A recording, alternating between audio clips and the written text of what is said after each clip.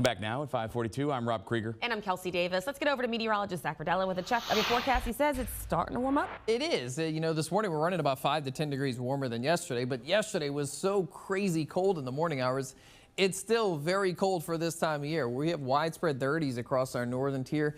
Bogalusa's down to 35 degrees. There could be some patchy frost in some of these isolated areas, but I will note we have been warming through the morning. We were colder an hour or two ago. We're starting to see this warming trend come in from the south and west. Hammond's now jumped up to 39. You were 38. So we're starting to get that influence of the warmer air mass spreading in from the Gulf.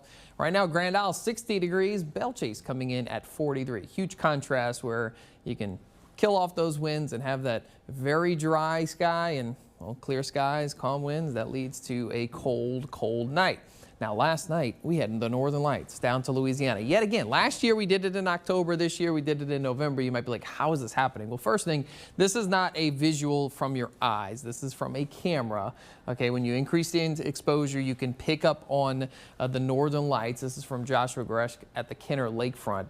You actually can see the red pillars too. So it's incredible that we're actually getting this far south. A significant solar storm impacted or blew up on the sun yesterday morning, took its time coming towards us, and I say take its time. Those things are flying, but it has a far way to travel before it hits Earth. It hit Earth perfectly last night, yesterday evening, so we had widespread northern lights, aurora borealis across North America.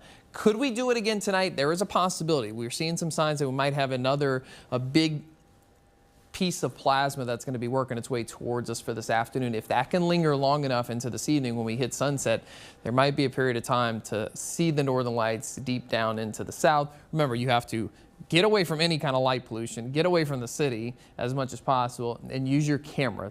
It is very, very faint if you're just using line of sight. You really don't see much, but with the camera, it really starts to pop those colors. Let's talk about weather here on Earth. The next big change, well, quite the warm up. I've been kind of highlighting that for a few days here. We're going to get humid again by the weekend, so that's when I start to worry about the possibility of maybe getting a little bit of fog. So we'll be paying attention to that. And then any rain chances? Well, no. 0, 0, 0, 0 across the board all the way into the weekend, into next week. I could put 10 to 20% on here for next week just because I think the humidity is going to be so high that we can always get a shower. But I'm not going to keep putting 20% at days 6 and 7. We're going to wait for a real rain chance to pop into that forecast. But we are back to some quiet weather and, well, above normal.